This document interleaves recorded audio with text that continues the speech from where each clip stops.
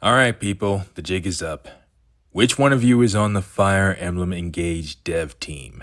Some people might be wondering why I am saying that. Well, if you've seen my post for episodes 66 and 67, which by the way, I did not plan for those posts to mirror each other that well, that was perfect. You'll know, episode 66 and 67, I had some strong reactions to, which I already anticipated it, but not to the level we got. I always thought when we got Marth and Celica back, it would be the two of them. Or rather, I even just hoped it would be just the two of them because I didn't even know if Celica and Micaiah would be grouped together. And then Marth and Roy. But not only did they not do that, they gave me a map only about Celica. And they gave me an opponent who was textbook definition on how to get under my skin. Truly, I could not have asked for a better experience in getting Celica back. To the point where I even made a joke that someone on the dev team was watching me. Then we got to episode 67, and that to me was even better than 66.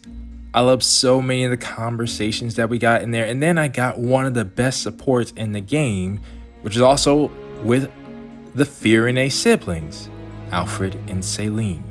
Both who I've been looking after, trying to get them up. Like a lot of people were saying for me to forget Alfred, but I was like, no, I got to get him up and to see my efforts rewarded and to realize how great of a character he is. I didn't mention it before, but Alfred became one of my favorites in that moment. And I thought with those two episodes, we had reached the highlight of the Celica moments.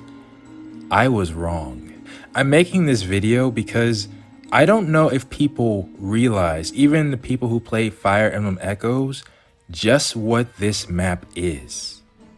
And why it matters to everyone is because if you've been watching my Fire Emblem 3 Houses playthrough, 3 Hopes, or this one, Engage, I have mentioned this map before. And for me, I'm thinking, I'm not blind. Obviously, the views have gotten a lot lower than the series started, and I think a big part of that is because of my upload speed. I understand, I knew that was going to happen. I have a lot of stuff going on. I don't want to, bother y'all with the details, but the point is, I'm wondering if many people might not realize what kind of impact this will have on me, and therefore not be as interested in watching the episode. Watch it. Watch it. Even myself, I even looked at the map. I did not recognize it. What the heck? I don't recognize it. The heck? Echoes was like one of the most recent games I played, and they revamped the map. What? I don't recognize that map. Okay, that's interesting.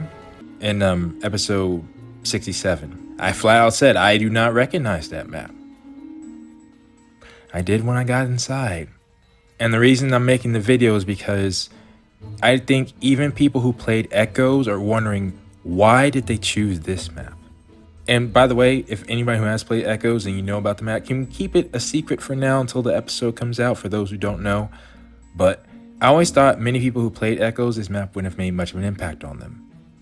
It's like I always say, Fire Emblem experiences are unique to the individual. And for me, this is why I opened this episode saying, which one of you are one of the devs? Because quite frankly, I know it's a bold statement to claim, but I think I have enough evidence to support it. I might be one of the people this map might have affected the most, at least as far as recording wise goes, because it's tied to, like I said, 3 Houses, 3 Hopes, Echoes of course, and then Engage. Look, that's all I'm gonna say for now, except I'm going to do my best. I don't know if I'll make it. Like I said, I do have a lot of stuff going on. And I want to give this episode, once again, its due diligence, like I did with 67 and 68.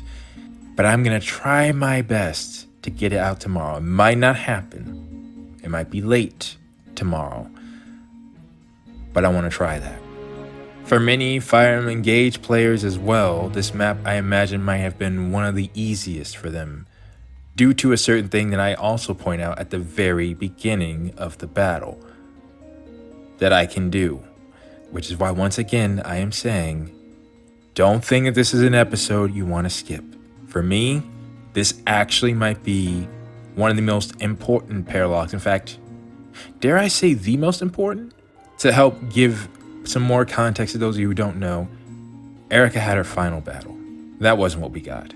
Roy got the battle where he got his signature weapon. That's not what we got. Truly, I wonder if many people who played Echoes forgot about this map. I'm not sure, and again, I would like to ask them, but not on this video, okay? Not on this video. On the actual one. I just had to make this video, letting you all know. Don't skip it. Definitely, it's one you want to watch.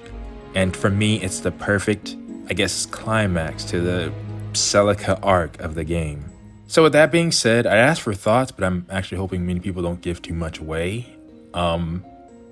If you do, at least just, put a spoiler tag, so people who don't know what's coming up will be surprised. I'm going to get to editing, well, this video first, but then after that, episode 68. It actually would have been perfect for this one to be 69, but either way. Post your thoughts down in the comments below, what you can at least. And I really, really hope to see you all for this episode next time.